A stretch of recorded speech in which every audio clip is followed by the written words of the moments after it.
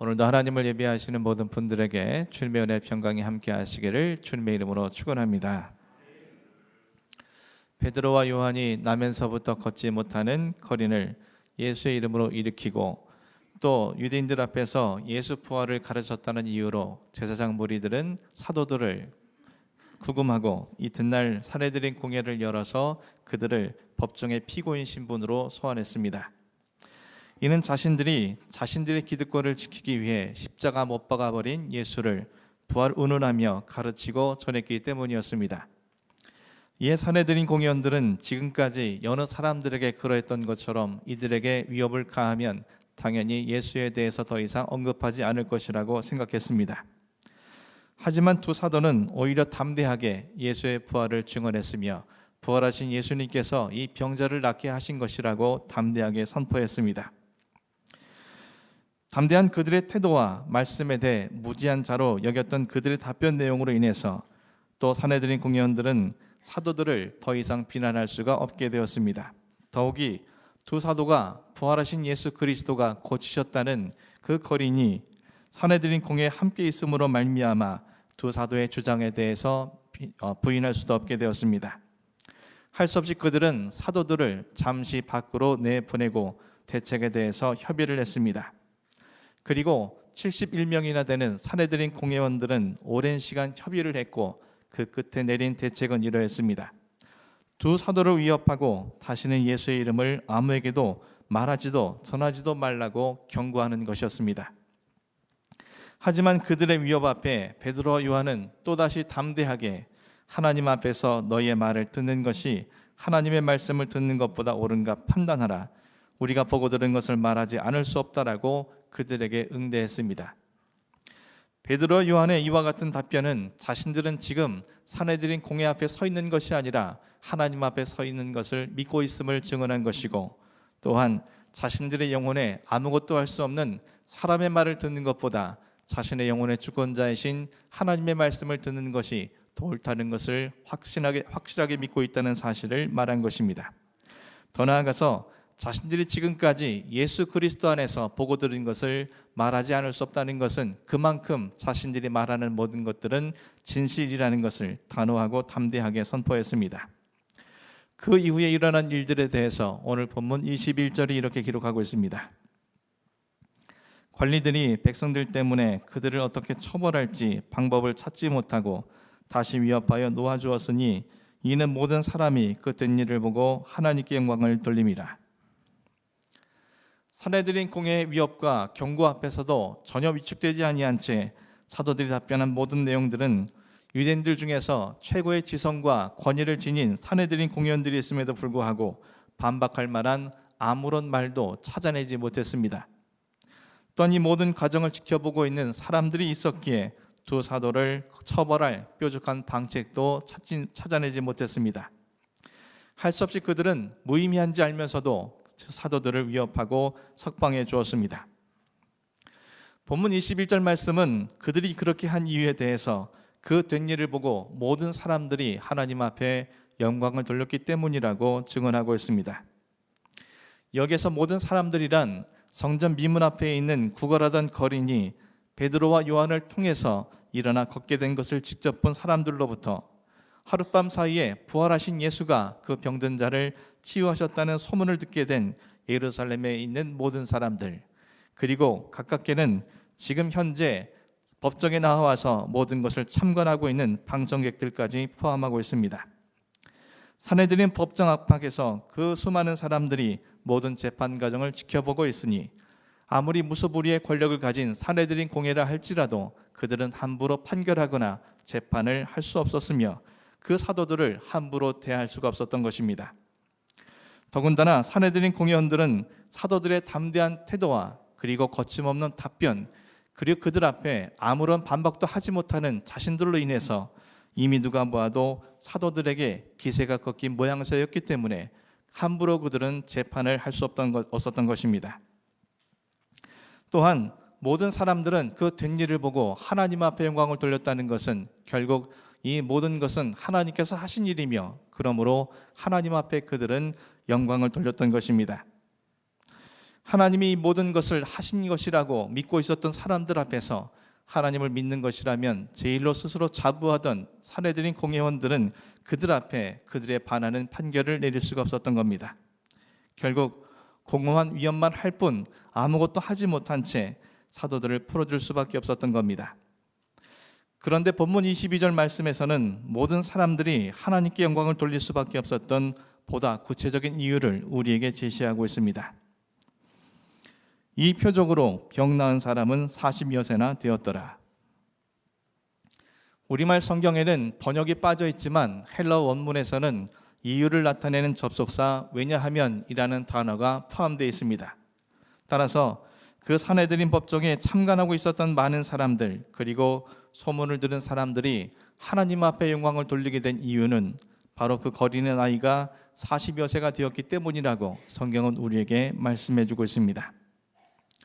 그렇다면 왜 병 나은 사람이 나이가 40여 세가 되었다는 것이 하나님 앞에 영광을 돌리게 된 이유였는지 우리는 그 의문을 가질 수밖에 없습니다.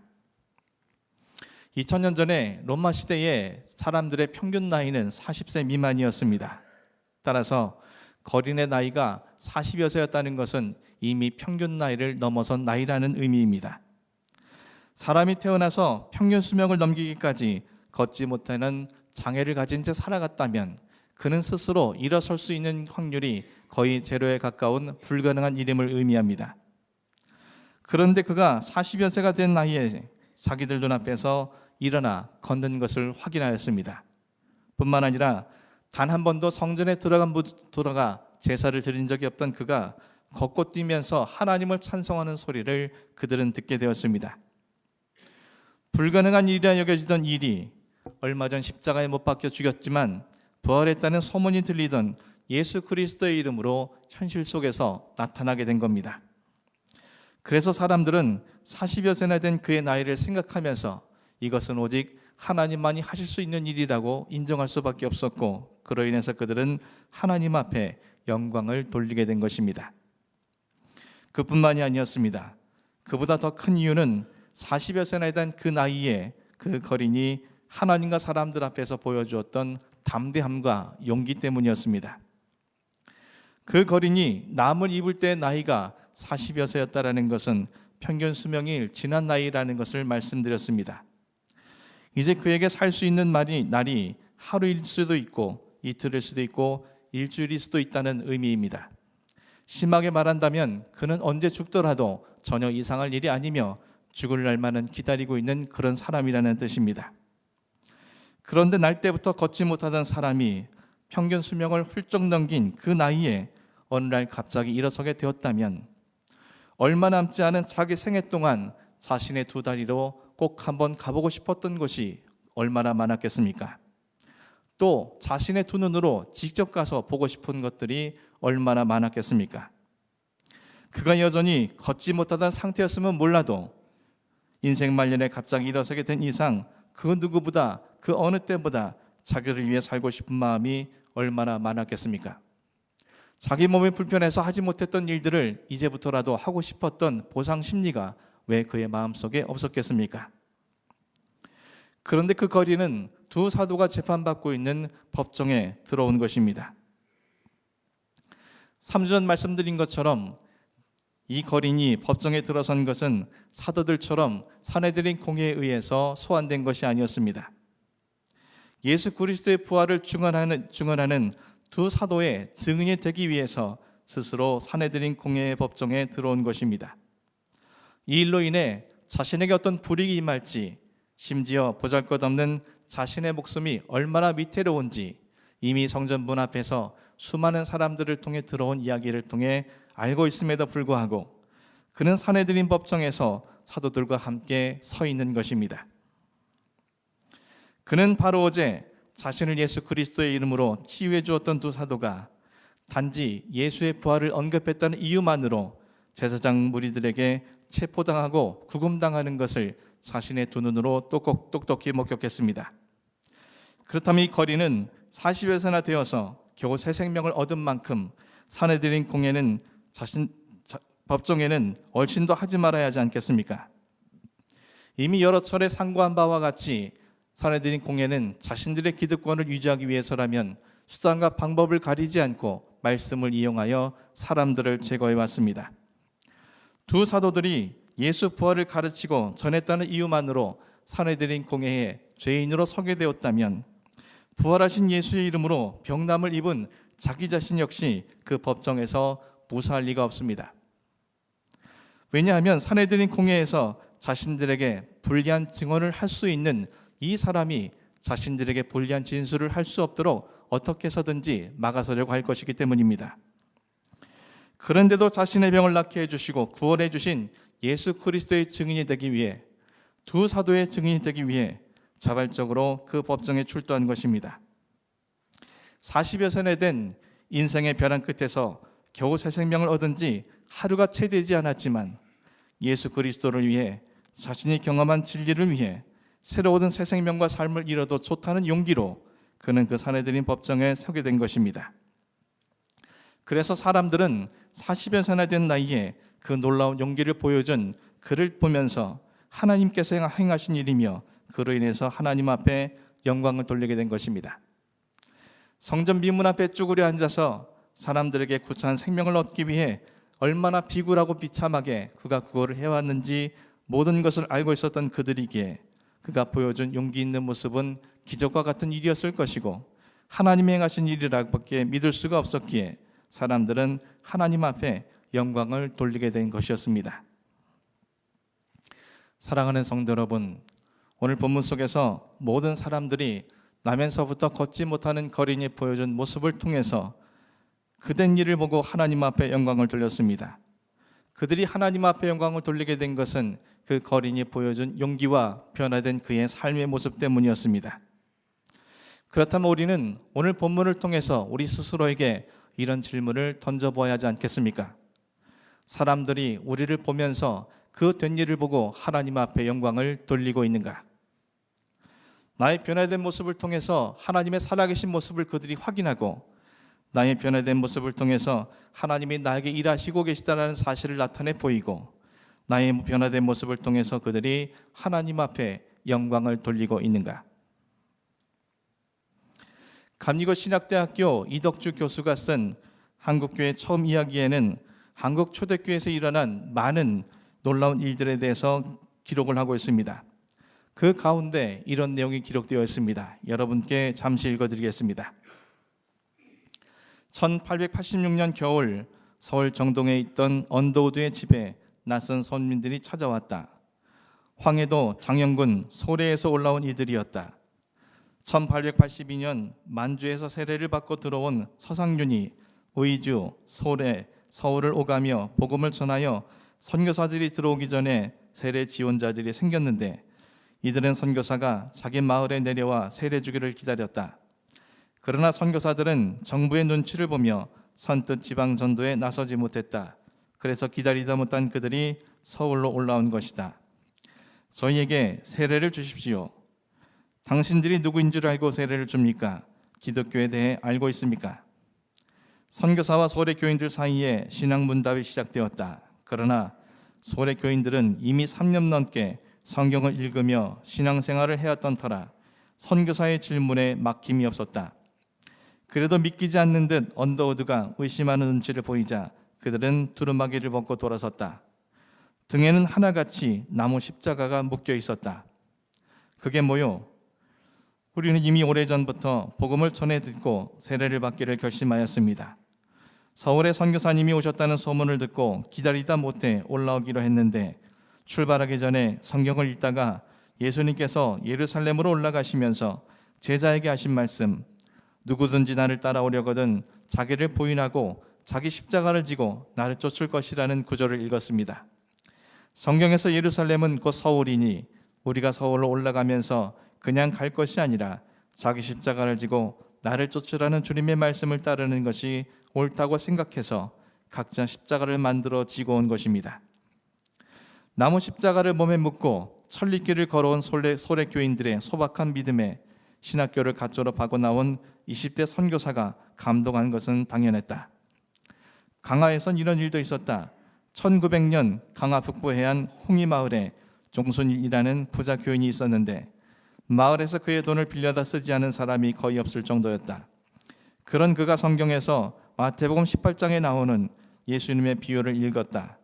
임금에게 1만 달란트 빚진 신하가 그 빚진 탕감받고 나가다가 자기에게 100데나리온 빚진 자를 만나 그의 빚을 탕감해 주지 않고 오게 가두었는데 그 사실을 안 임금이 화를 내며 그를 잡아 다시 오게 가두었다는 내용의 말씀이었다.